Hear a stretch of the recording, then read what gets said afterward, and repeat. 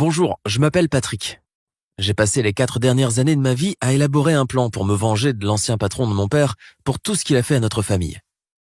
Je suis né dans une famille simple. Ma mère est femme au foyer et mon père bricoleur. Donc, comme tu l'as peut-être deviné, notre famille n'a jamais roulé sur l'or, mais maman a toujours dit qu'elle ne changerait jamais notre mode de vie pour rien au monde, parce que nous étions des honnêtes personnes. Et elle était très fière de mon père et de moi, qui étions toujours prêts à donner un coup de main à quelqu'un qui était dans le besoin. Elle disait toujours que je devrais être une bonne personne et que de bonnes choses m'arriveraient. Cette énorme tragédie est arrivée à notre famille quand j'avais 13 ans. À l'époque, mon père travaillait dans une usine de construction depuis plusieurs mois déjà. Et il disait qu'après avoir tout terminé et avoir été payé, nous pourrions enfin nous permettre de prendre des vacances en famille. Et c'était vraiment motivant.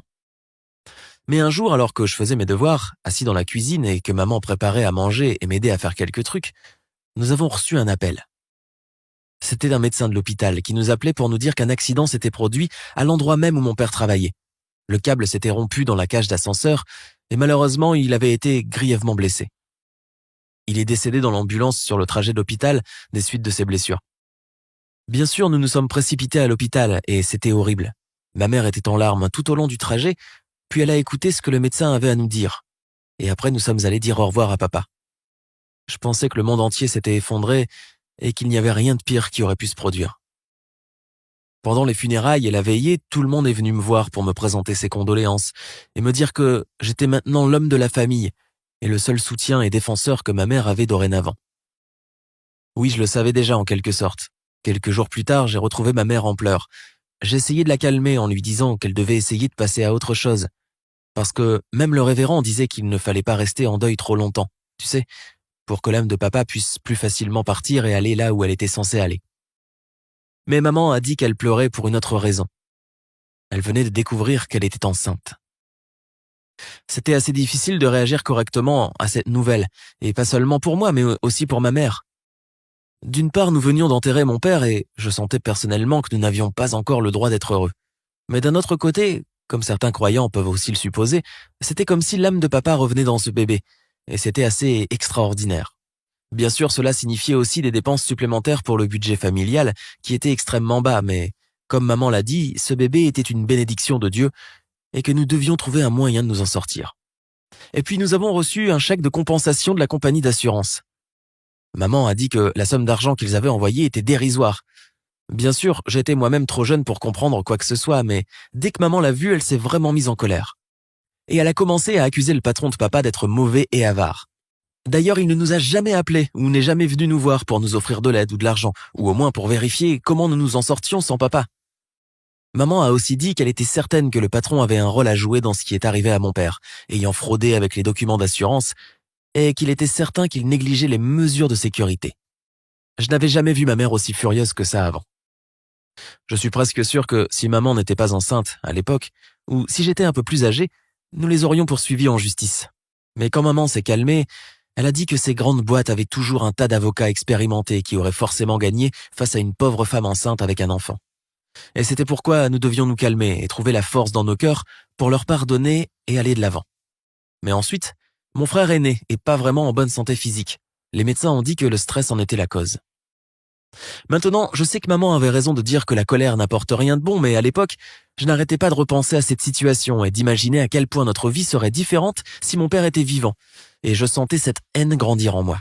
Je ne pouvais pas m'empêcher d'envoyer des malédictions à la famille de ce patron ou de le blâmer dans tout ce qu'il nous avait fait. Ensuite, je me suis trouvé un emploi à temps partiel, puis un autre emploi à temps partiel, pour essayer d'aider au mieux maman avec le bébé, mais à chaque minute de libre, je pensais à ce patron. Ce que je lui dirais si je le croisais, et comment je pourrais me venger de la mort de mon père et de la maladie de mon petit frère. Je n'ai jamais dit à maman à quel point j'étais en colère, parce que je savais que cela la bouleverserait. Et tu peux être sûr que si jamais elle avait su que je pensais à me venger, elle n'aurait pas été très fière de moi. Mais pour une raison étrange, j'ai pensé que c'était mon devoir de faire en sorte que le patron de papa soit malheureux. Quoi qu'il en soit, 4 ans ont passé, et je suis maintenant un adulte et je travaille comme mécano sur une piste de karting. Je m'occupe des voitures juste pour m'assurer que tout fonctionne bien. Et je fais parfois des courses pour me vider la tête, pour ainsi dire. Ma mère s'occupe de mon petit frère. Les médecins disent qu'il va beaucoup mieux et c'est en quelque sorte mon rêve de lui montrer un jour ce que c'est de conduire un kart. Et je me suis presque complètement débarrassé de mon obsession de la vengeance et tout ça, jusqu'au jour où j'ai vu une personne douloureusement familière à l'endroit où je travaillais.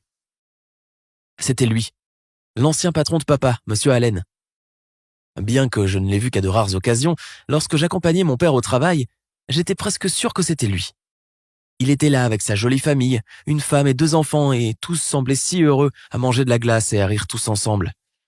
Et dès que je les ai vus, j'ai senti cette vague de colère grandissante m'envahir de nouveau de la tête aux pieds. J'avais beaucoup de travail à faire et je pensais que peut-être si je ne les regardais plus, je pourrais me calmer. Mais ce n'est pas arrivé. Je me suis souvenu de tout, mon père, ses funérailles et sa veillée, ce chèque sans valeur de l'entreprise, et j'étais tellement à bout que quelques larmes ont coulé le long de mes joues. Je n'ai pas dit à maman que je l'avais vue à mon travail quand, plus tard dans la journée, elle m'a demandé comment j'allais. J'ai juste pensé que c'était peut-être une coïncidence que sa famille ait décidé de passer du temps sur la piste où je travaillais. Mais le lendemain, ils sont revenus. Et encore. Et j'ai vu à quel point ces 2 enfants étaient passionnés par le karting. Et environ une semaine plus tard, j'ai découvert que Monsieur Allen avait acheté son propre kart, ce qui voulait dire que j'allais devoir m'en occuper. Bien sûr, leur kart n'avait rien à voir avec les voitures que nous louions sur la piste de karting. Il était beaucoup plus pro et disons amélioré. Il avait une boîte de vitesse et un moteur plus puissant. Et dans l'ensemble, il était super cool et j'aurais été vraiment heureux de travailler avec, mais au vu des circonstances, j'ai essayé de voir si un de mes collègues était dispo pour préparer le kart pour aller sur la piste. Mais après ça, mon patron m'a dit que le propriétaire de ce kart était prêt à payer d'énormes pourboires aux gars qui s'en occuperaient et j'avais désespérément besoin d'argent supplémentaire pour un autre traitement de mon frère, alors je ne pouvais pas refuser ce travail. Et un jour, c'est arrivé. Monsieur Allen est venu me voir et a commencé à me parler. Il s'est mis à l'aise à côté de l'endroit où je travaillais sur son kart et a commencé à me demander si je l'aimais, ce que je faisais, et a commencé à me raconter des anecdotes sur comment il avait trouvé ce vendeur et la procédure de vente, etc. J'ai essayé d'être poli et j'ai répondu à toutes ces questions, mais je devais vraiment prendre sur moi pour résister au désir ardent de prendre quelque chose de dur et le frapper. Puis j'ai eu une autre idée. Pourquoi ne pas faire quelques réajustements dans ce kart pour qu'un accident se produise, afin que son fils soit sérieusement blessé? J'étais déjà assez expérimenté et j'étais sûr que je pouvais le blesser et faire en sorte que tout le monde pense que c'était une erreur de sa part, qu'il n'avait pas réussi à contrôler la voiture correctement. Et comme j'ai compris que Monsieur Allen n'avait aucune idée de qui j'étais vraiment, je pouvais vraiment me venger et m'en tirer en toute discrétion. Puis, à un moment donné, il m'a surpris en disant qu'il allait être le conducteur cette fois-ci. Il a soudainement soupiré très fort et a dit qu'il allait bientôt mourir de toute façon.